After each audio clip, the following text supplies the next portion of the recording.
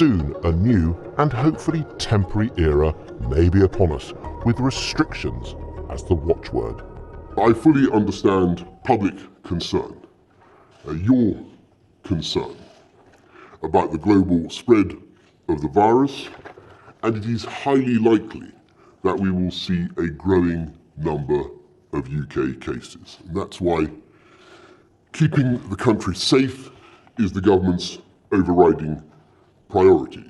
Boris Johnson, who faced criticism for a lackadaisical approach in the initial stages of the coronavirus crisis, has now taken full ownership of the UK's response. But I'll hand over to our experts on that. Experts, once regarded with scepticism, were placed centre stage as the Prime Minister endorsed their central finding. In the likely event that the UK is unable to contain the virus, a series of emergency measures may be necessary. In the next phase, the authorities would seek to delay the onset of the virus by possibly closing schools, encouraging people to work from home, and reducing the number of large-scale gatherings. Then a subsequent stage to mitigate its impact would kick in. This would see police concentrating on serious crime and maintaining public order. In what is described as a stretching scenario, up to 1/5 of the British workforce could be off work. Boris Johnson had assumed that the signature tunes of his premiership at this stage would be delivering Brexit and lending a helping hand to the left-behind communities which voted Conservative at the general election. Instead, out of a winter's sky comes a health crisis which will define this period and possibly his whole period in number 10. A former head of the civil service warns of potential disruption. I think we will see normal life change and it will be quite rapid and we will have to accommodate that. And we don't know when it will return back to where we are. Everybody, of course, hopes that we'll stop it at the contained stage, but you have to realistically see it getting to a different place. You have to hope for the best and plan for the worst. A Labour MP whose constituency was one of the first to suffer cases of coronavirus expects the public to be understanding. Actually, I don't think that this is outside of what people would expect in a situation like this. We might well have to change our personal behaviour. We might well have to change the way we interact with people. It might be as minor as not shaking hands with people. It might be as major as not travelling into your workplace, which you're used to doing day after day. But these are the things we have to consider in advance so that it is okay when it actually happens. If we lose control of this, we end up taking quite extreme measures, such as we've seen in parts of Italy and parts of Asia, where entire towns have to do some pretty radical restrictions on movement, which I don't think is something that the British public would want to consider unless it was a real last case resort. Spring is in the air. Soon the mood may change as Britain adapts to an ominous challenge. Now, looming behind the human calculations and medical mitigations are underlying government concerns about what might happen to the economy. The markets have been on a roller coaster ride in recent days. Wall Street, for example, plunged last week, surged yesterday on the expectation of action, which, when it came today in the form of a 0.5% cut to interest rates, was followed by another drop. So what's going on? Our business editor Helen Thomas is here to make sense of it all, if indeed that's possible with the markets. Well, tell us about international economic measures that have been taken today, and if you could single out the really significant ones. Also, this is very obviously a global response to a global problem now. It's reminiscent of what we saw in the financial crisis with these wild swings in markets, and then almost around the globe you sort of see a succession of statements and action to try and reassure. So, way back this morning you saw the Australian Central Bank cut interest rates, heard from Mark Carney this morning saying the bank would be prepared to cut interest rates here. You then had this coordinated statement from the G7 central banks and finance ministers saying they would use all appropriate policy tools to protect the economy. That was felt to be a bit more sort of intent than action, but The really big move was the Federal Reserve in the US. Benchmark interest rates down by 0.5 percentage point. They had the most room to cut, they were expected to cut, but they were obviously trying to go bigger than expected and earlier than expected. It is the first time they've cut in between their regular scheduled meetings since the financial crisis. And yet, as you say, US markets finished the day down 3%. I think we're going to be seeing more days like today. And of course, in some ways, Western economies still haven't recovered since the financial crisis. The options are limited. So in the context of the UK economy, what do you think are likely to be the effective ones? Well, so I think part of what you've seen from markets today is a signal that the central banks may not be the people that have the best tools for this. When Mark Carney was talking about this type of the coronavirus's impact on the economy, he was talking about it as a disruption, not destruction, as we saw in the financial crisis. They want to make sure that a temporary hit, what should be a temporary hit to the economy, doesn't become permanent because people go out of business and so on. And the types of tool that central bankers have don't tend to be targeted enough. They aren't best suited to this type of disruption. So disruption to supply chains, people being ill, not able to go to work, companies perhaps having to close for a while. In that scenario, the feeling is you really need to see governments stepping up with spending plans that can be really targeted. So it is really all eyes on the Treasury next week and the budget. Helen, thank you so much.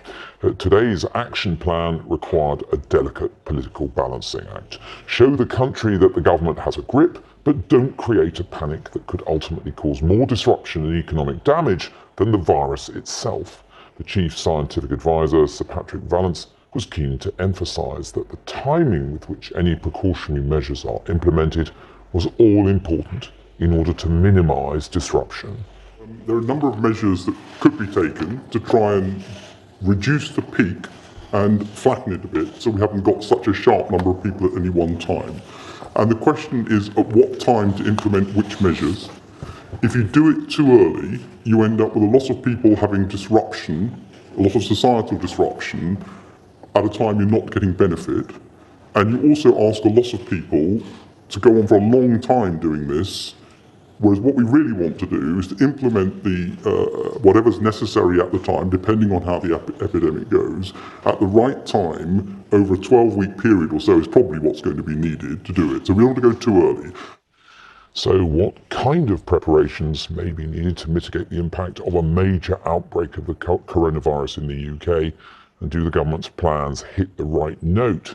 We asked to speak to a government minister tonight, none was available.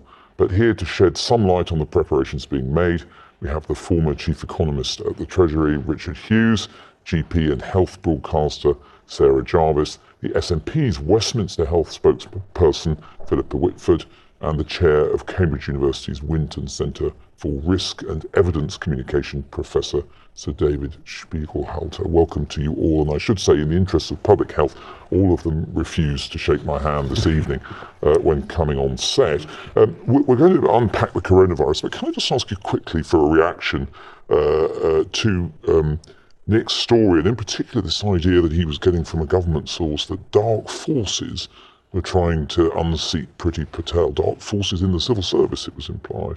Well, I think people should respect the civil service and the history of the civil service. They serve government after government. They are respected generally throughout politics. And I think if you are repeatedly getting a problem between a senior politician and different civil servants, this is 3 departments now, then I think you have to look at that you have a problem. The idea that the entire UK civil service is up against one minister regardless of department, I think it's a bit far-fetched.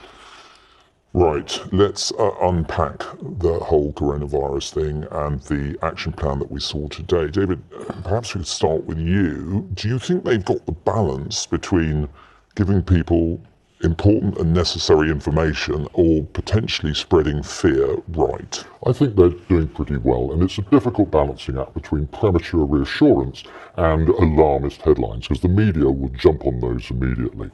But I think they have a real challenge of dealing with serious uncertainty, both about the disease itself and about what will happen, how people will react, and the effectiveness of the containment measures. It's not like a known risk like seasonal flu, which on average kills 6,000 people a year, but at least we've got a feeling for the size of the problem. So it means that there are epidemiologists behind it, building models, making projections under all different scenarios, and some of those things will turn out rather well, and others, they'll turn out very badly. And I think what's unfortunate is that the only numbers that appear in the media are what they call this reasonable worst case scenario, which led to headlines of 500,000 deaths last week. Well, let's talk some numbers anyway, which I thought it was striking today when we got the figure of the number of people in the UK who'd been tested versus the number who was positive, and I reckon that to be 272 to 1. Now, does that indicate a very frightened population and people clearing out hand sanitizer from boots and all that sort of thing? Well, no, of course, what was happening initially was anybody who was considered at high risk was being tested. So initially, sort of 10 days ago, the figure was closer to 2,000 to 1. What we're seeing now is that because the original number was very, very small, that's gone from 1 to 50. In real terms, that's not a huge increase, but in relative terms, as a proportion, we haven't tested that many more people. What I think is more concerning is that just one of those cases was one who was tested by the screening system, which is going on among GPs. So 100 GPs are doing random screening among people who are coming in with flu-like symptoms. So just one of those has been found to have the coronavirus with no obvious risk. They haven't been abroad, they've got no obvious contact. That to me is perhaps the biggest concern, but I think we still can be very reassured that we are definitely slowing things down. And of course, if we can get past the winter period, that's going to make a big difference. Richard, I mean, just talking about the fear factor in markets, I mean, is that just the way they behave, or do you think people are really spooked in the financial sector by this? I think so far you've seen a significant reaction in the markets. I mean, share prices have been down, had some of their worst weeks since the global financial crisis. But I think when you look at what the impact is going to be on the real economy, we're not really going to know for a number of weeks until we get GDP figures. Some of the key forecasters out there, like the IMF, the OECD, they've had a much more measured reaction to what they think is going to be the impact on the outlook for the real economy. The OECD came out with some figures yesterday. They've downgraded their growth for the global GDP from 3% down to 2.5%. Now they have a more severe scenario where growth goes all the way down to 1.5% of GDP. Was 1.5% growth for 2020, but that's nothing like the recession that we saw back in 2008 in response to the financial crisis. So far, the official forecasters are much more measured in their assessment of the situation than the financial markets. Well, inevitably people will look at some of the more worst-case type scenarios, and let's move on to whether the health service can actually cope. We heard some figures this morning in Holyrood from the Scottish Government estimating a rough number of people who might be infected and might need hospital care, 4% of the population. Now, we reckon that's about 170,000 people in Scotland, with an A&E service that would normally look after 135,000, something. So it's a more than doubling, potentially, of the number of people who would need hospital care. How are you going to cope? Well, I think the question is going to be, what is the proportion that will actually need hospital care? Well, that's the 4%. Yeah. Because obviously what we still are not very clear about is what the actual denominator is. We're aware of the really severe people. We've no idea of the mild. World Health Organization, we're obviously estimating 80% of people who have no other comorbidity or are not too old. It'll be like a flu. Obviously, the whole point of the delay, and we're not in the delay phase, we're in the containment phase, but the whole point of the delay is to try and spread them out. You're not talking about that number in a week or a day. You're talking about that number across 2020. And therefore, yes, we don't have all of those beds at once. We don't have all of that space at once, but that's exactly the whole point of delay. And the problem is we're in the containment phase and we need to do as much as we can. And one of the issues I raised and came up repeatedly today is we will be asking people who are cases or contacts or who have travelled to self-isolate for 2 weeks. And one of the issues the government has to get right is the issue of sick pay. Many people are on working contracts with no sick pay. So if your employer is not going to give you anything, people are going to go to work. So the government needs to be willing to step in and say, well, actually, if this is worthwhile, that we help the employer cover sick pay for people on 0 hours contracts or, low paid contracts. So on the question that Philippa's just raised, there's quite an important question of capacity, isn't there? Because if there's tens of thousands of people trying to ring their GP to say, I'm self-isolating, will you please give me a sick note? I mean, they're just not going to get through, are they? No, you're absolutely right. And of course, I think the government has said that really employers need to be sensible about this. The last thing I want is anybody to come in and see me, because that's exactly what nobody should do if they think they have coronavirus. Do not go to your GP, do not go to your pharmacy. You're only going to spread it. So what we're saying is, worst case scenario, people are going to ring up their GP, say, I've been told to self-isolate. The GP's going to take their word for it. They're going to issue a sick note. Well, they could do exactly the same thing to employers. So I think employers really do need to be sensible about this. GPs are going to have quite a lot to do in the next few months without issuing those certificates. Having said that, I do feel for employers, especially if you've got a small employer and everybody has to come into work, they can't work from home. It's going to be a challenge for them. So I agree that the government needs to think about it, perhaps universal credit, employment support allowance, but of course maybe they're going to take too long. And if people aren't getting the money in time, they may be tempted not to self-isolate. I mean, universal credit takes 5 weeks to kick in, so it's not going to help you in the fortnight. I mean, let's just push this forward one stage further even and assume that there is a fairly large-scale effect on society. Big questions for the public finances, potentially, aren't there? There was a mention in today's plan about delaying payment of tax, this kind of thing, assistance to people who might get into difficulty, but the government's almost going to have to spend its way out of this, isn't it? Well, so far what we've heard mostly is from central bankers, but as your package alluded to, there's only so much monetary policy you can do in these sorts of situations. Fiscal policy may need to step in if you have a significant impact on output.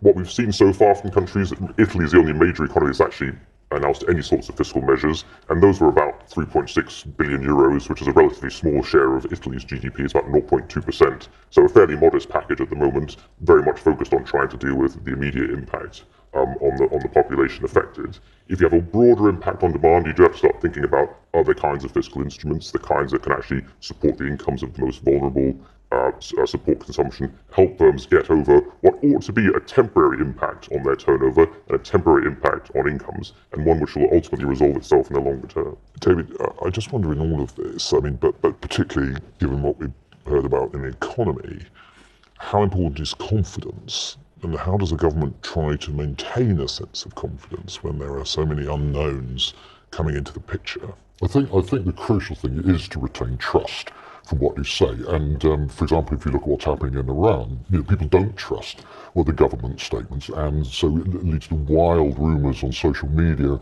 and in other places. So they've got to keep that trust going by being open and honest about what's going on. There was a lovely John Krebs, who is head of the Food Standards Agency, had to deal with crisis after crisis, and he just said, you've got to tell people what you know, and then you have to say what you don't know. You have to be open about the uncertainty. You have to say what your plans are, what you can do for contingencies, extreme contingencies, and then tell people what they can do, what actions they can take. But the crucial thing is things will change and we will come back to you. We will keep updating you. We've got to keep those messages going. They should be consistent messages, but they must be open and honest. And I want to come back to this idea that it's very unfortunate when the media just focus on these worst case scenarios. And I know this is going back to swine flu 2009. Huge media attention to the worst case scenario then, which is from the current then CMO, 65,000 deaths. In fact, there were 360 deaths. Now, I don't in any way say we'd be as fortunate in this outbreak, but we need to take into account that these are worst case scenarios and we should not get obsessed by them. I think that's absolutely right. I think if the government hadn't looked at the worst case scenario, they'd have been criticised. It's a bit like being a GP, really. If someone comes in with a cough, I will tell them I think it's extremely likely they've got a virus. There's a small chance they've got an allergy. It's just possible it could be asthma, and I don't think it's cancer. What did they hear? Oh, I might have cancer. And actually, I think that we really are focusing on the worst case scenario. If we can spread this out so that not as many people, we've got a much better chance of allowing people to work from home. Children are not badly affected, which is great. Pregnant women aren't badly affected.